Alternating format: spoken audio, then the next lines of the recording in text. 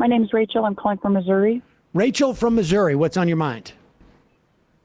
I wanted to bring up the Dobbs decision and just kind of relate really quickly that between the announcement or the leak and the actual overturning of Roe, my teenage daughter became pregnant, and we were together at the first rally in my town before it was officially announced in May. And because I live in Missouri, I called, and there was only one clinic in the whole state of Missouri that does abortions.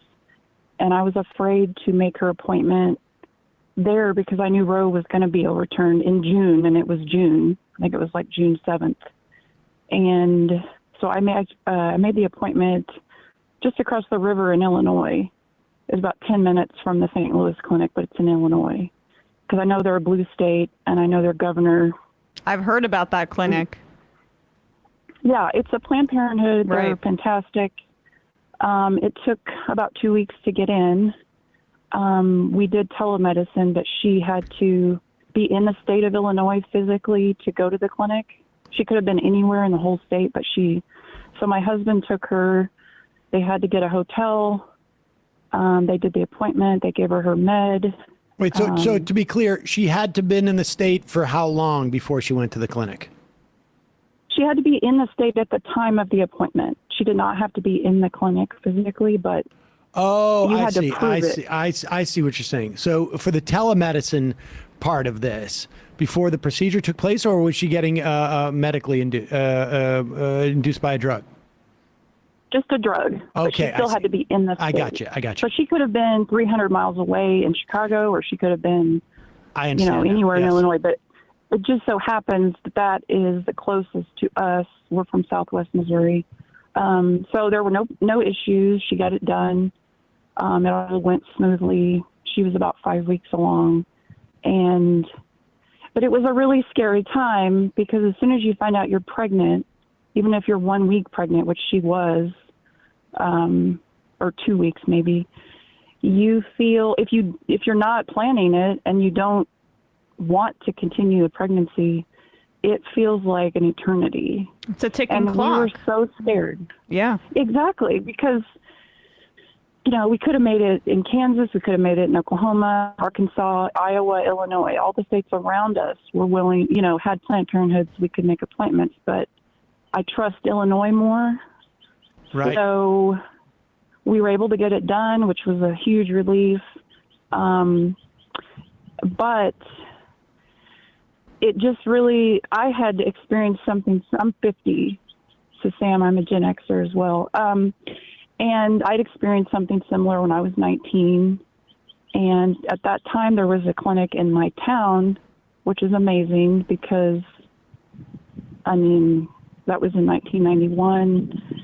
I guess it was just a lot more. I guess there were just a lot more clinics then. That wasn't even a Planned Parenthood. So I actually traveled about 6 blocks to get mine done when I was 19, and it wasn't an issue. But I felt immediately when she told me and she burst into tears, I went right back to that moment of feeling completely trapped, completely scared out of my mind.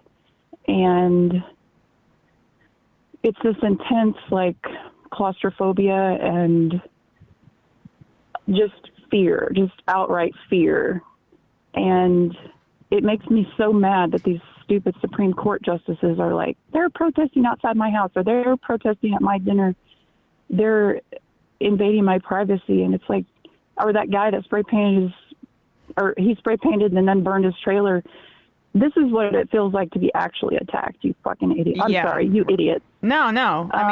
It's but the fear is the point, right? That is part of the method of control that they want to instill in women and I should say people who can get pregnant, rather. They want that fear.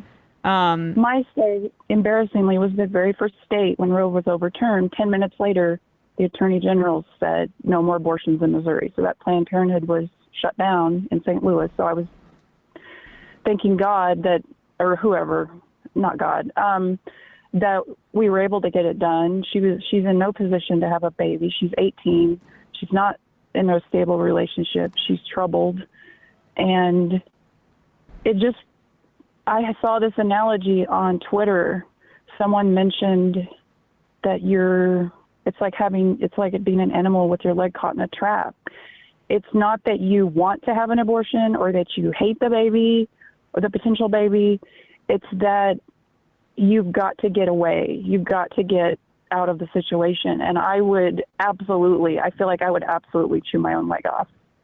To get out of the situation. You're like, the fact that you supported your daughter in this is, really great and helpful in and of itself. I mean, I can't imagine there are a lot of women and girls in this country whose parents would not have that same reaction. So, well, and I've talked to her about this and my other daughter for years, just about the possibilities. And up to like the week before she got pregnant, my daughter was very nonchalant about, she's like, well, I can just get an abortion. And I'm like, you have no idea what you're talking about. That is not true.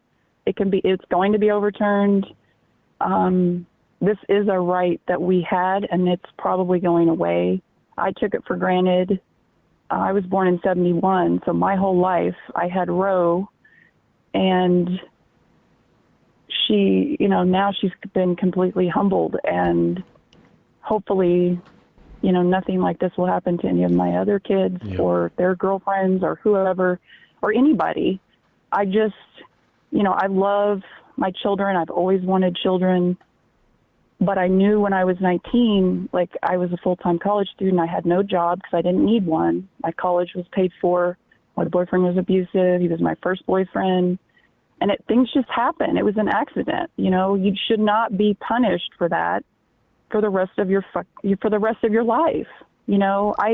And part of the reason that I had the procedure is because we were poor growing up, and I thought my life is over now. I'm going to have to drop out of college, work, have a baby with someone that is abusive and threatening me about it, and I'll never be anything. And the right is part of that shame. They make you feel like you're a fallen woman, or you're so shameful, or you're so dirty, or whatever. They made me basically feel like my life was over when I got pregnant unexpectedly. And they don't have any idea how many abortions are probably done because of them and their rhetoric. I was like, I don't want to be on welfare. I don't want to be tied to a man that is abusive.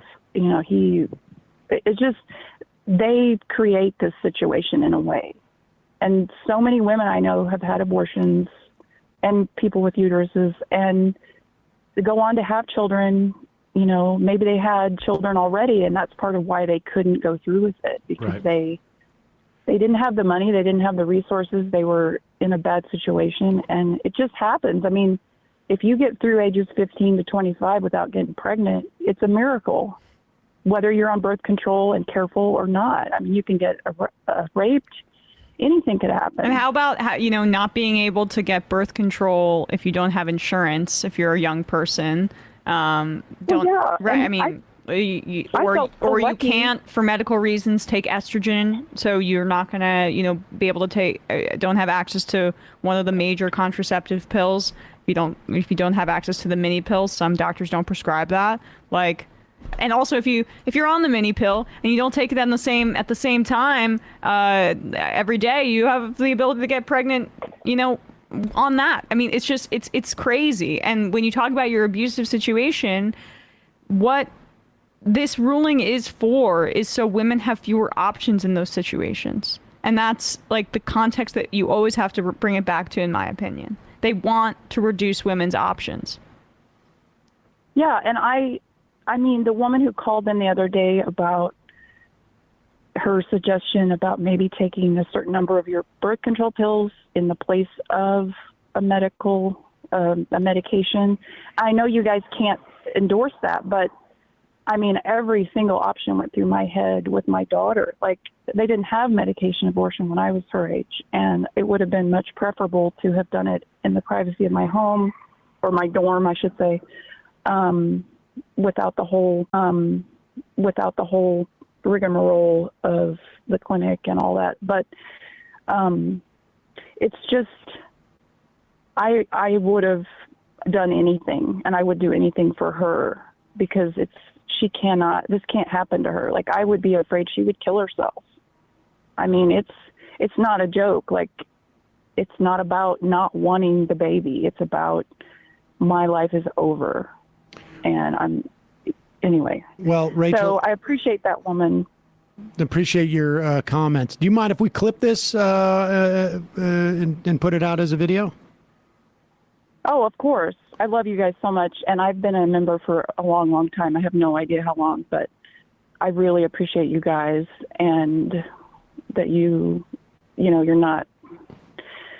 talking with people like the guest today about ways that regular people can get involved. And I go to every protest. I'm in an extremely red area. And we've just been waiting to get the hell out of here now that all our kids are grown. We're probably going to move out of the country. We've got that in the works, but it's just terrible. Like, absolutely. Yes. Thank you so much. Rachel, thank you. Thank you so much for sharing it. Really appreciate it. We should say it's interesting that Rachel talked about this from the perspective of the woman, or so in many instances, the girl, or the person who is pregnant perspective.